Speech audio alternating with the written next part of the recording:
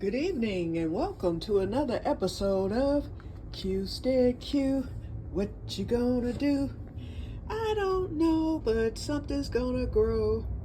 Well, you guys, boy, it was a rough one today.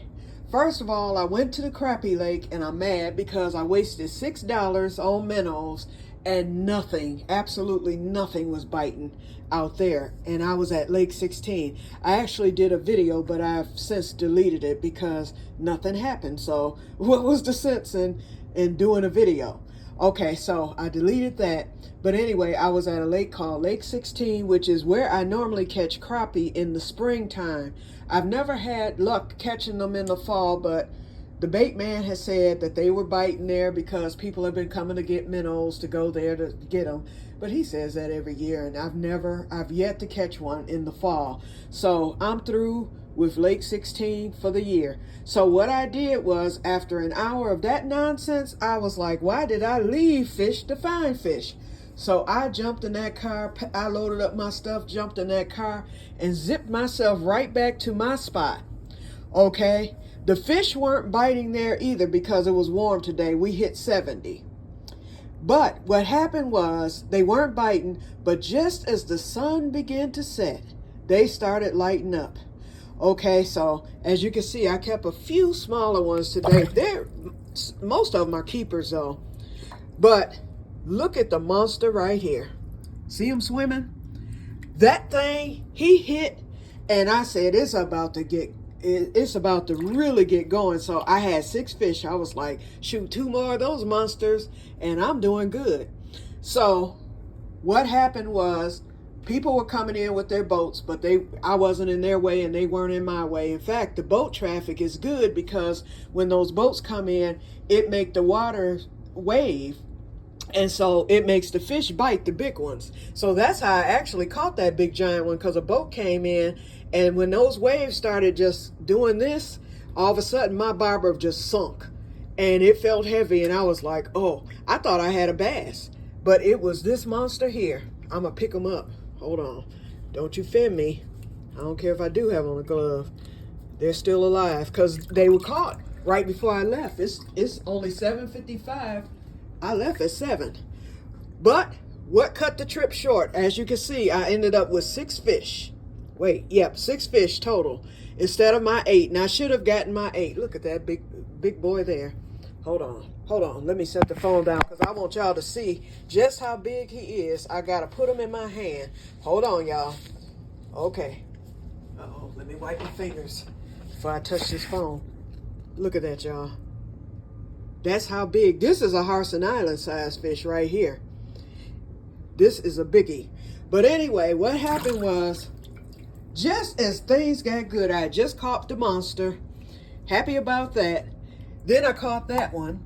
And then all of a sudden, here comes Bambi. So the people were at the thing, you know, putting their boats in. It was like 3 different boaters there, hooking up their boats. And then we hear this loud splash. Bambi, the deer, has run into the water. It was a female. It was a doe. And so, but it was a big deer. I didn't know those things got that big because I had never been that up close and personal with the deer. So anyway, I'm sitting right next. It was like some bushes separating me from the deer. And so she jumped into the water. And so then she got kind of spooked when she saw everybody. So then she jumps out the water and she starts running towards the dock. I'm like, oh Lord, I'm a sitting goose, okay? And so then one of the guys kind of scared her away, and then she went on in the other direction. And that was my cue to Que-stead-Que, okay? I had to get out of there. So, and it was already dusk. It was just about dark. And so I said, let me get out of here. I was like, this deer might go back and get her husband or something like that. Because it was a female, a true doe. She was an adult. It wasn't a baby by no means. But anyway, so I went on and packed up and left. So I came home with 6, but that's respectable. That's a bag. So I'm going to clean these up. I stopped and got me a hamburger, y'all, because I don't feel like cooking. Plus I'm grilling on tomorrow. So I'm gonna get these cleaned up. So 6 times 3 is 18. So that's 18 pieces. That's 2 bags because I always do 9 pieces per bag. So there you go. So this is 2 more bags. So I did 2 yesterday. Remember when I got those fish the other day?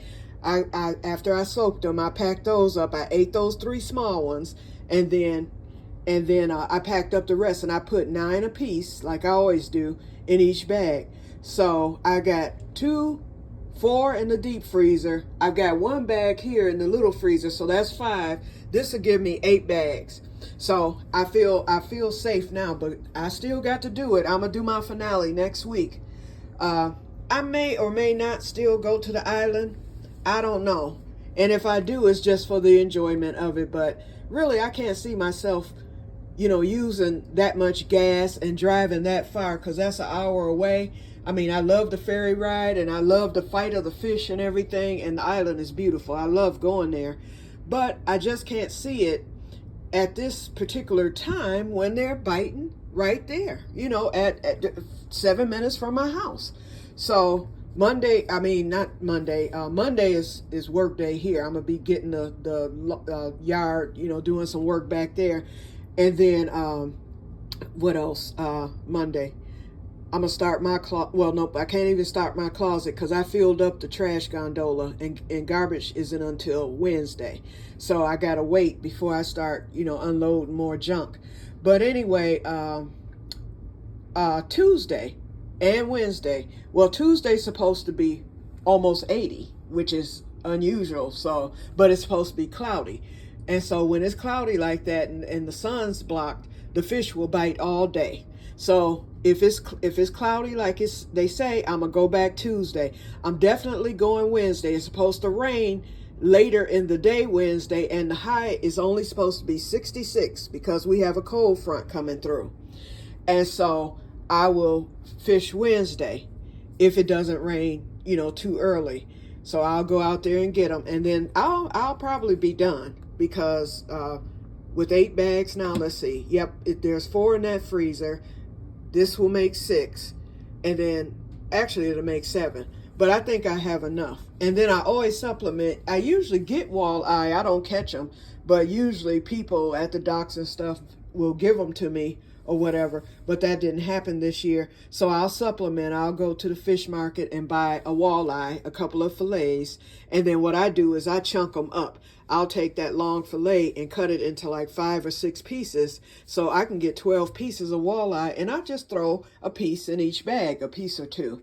That's one way that I supplement. And I love catfish, and I never catch catfish. And probably if I were to catch one, I wouldn't fool with it because I'm too scared. I saw a lady get a whisker straight through her finger fooling with the catfish one time.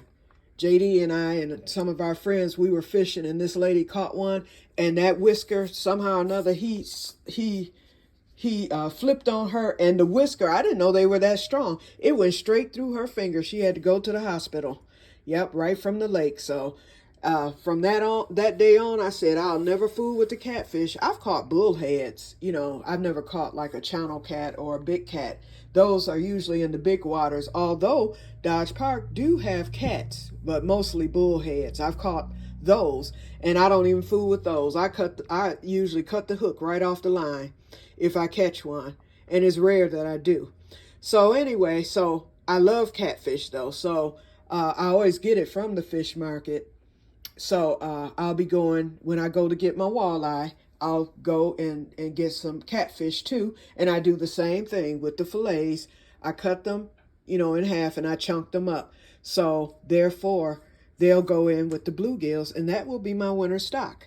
Like I said, I like to have fish on Fridays in the winter time. I don't know why I crave fish in the winter, but usually Friday is fish day for me. Yep. Okay. Well, I feel that I've rambled enough. Move out the way. I want y'all to see the monster again. Look at him swimming. So now I got to kill these things because they are still alive. Okay, they're well, one is floating, but the rest of them, they're not dying anytime soon. So I'll get them. I'll send them to the upper room. So y'all say goodbye. we got to name this one right here. We're going to name this one Scaly. Let's name him Scaly. Hey, Scaly, you about to go to the upper room because you first on the list. Okay, and then I'll get the other ones. I usually take okay, that one's floating now. So, yep. So we got 3 floating, 3 alive. But they're dying off. I might just wait a couple because I still have my hamburger to eat. I might wait probably an hour and they may die off before then. Actually, if I let the water out, they will. But I want them to stay fresh and easy to scale. So these will be done. I can get these done in 20 minutes. Yep, and I've got my bowl already out of vinegar still, but the salt worked just fine the other day, so I'm not in a big rush. Okay, so I will see you guys tomorrow. I'll come on while I'm doing, and y'all know we got to go back to the back room. I had thrown it away, and thank God it was on top of the garbage. Oh, and you guys, I think I filmed it. In fact, I'll upload the film. As I was on my way to the lake, they had a big hurricane relief truck right there at Oakland Hope, where I usually go to get the farmers, you know, when they do the free food every other Thursday, and the farmers in the summer. And so when I was passing, they had a big giant trailer where they're collecting hurricane donations. And I filmed it, so you will see that film. I did not delete that one. It was only a few seconds. Okay, so what I'm going to do, let's come in here first. I'm going on Monday because they were closed when I came back through, and they probably won't be there tomorrow. Que-stead-Que, I'm going to be donating ostomy supplies. Although I'm prepping and stockpiling and whatnot, I'm going to donate. I have about 1.5 years worth of ostomy supplies. I'm going to give them 6 months. So they'll get everything that I use, which will be the M9, the deodorizer. They'll get the, 6 months worth of, because each box is a month's worth. I'll give them powder. I have a lot of powder. The barrier thing, see all this in here? So I'll make sure that they're hooked up. I'll send them with some belts. So there will be somebody there in Florida who will need ostomy supplies. And that's the reason why I stockpile. My biggest fear is something happening. And then if you're not with ostomy supplies, our instructions are to wear bread bags or just put a bag over your stoma. You do what you have to do until you can get to some supplies. And so if there's someone out there without them, they'll get some from me. And I hope other ostomates are doing the same. Okay, so, and those blankets. Remember the 2 I was throwing away? They're not that bad, so I'm going to get those washed. That one comforter that's like this one. And it's just outside I got it sitting in a crate right now. It's not in the garbage, and thank God I didn't put it in there. So I'm gonna get that washed up, and that denim crochet blanket. I'm gonna get both of those washed up, and I'm donating those. And I'm gonna look through to see if there's anything else I could possibly donate. But anyway, this was sitting on top of my bag, and thank God I didn't throw it all the way in there, because it was one of the last things.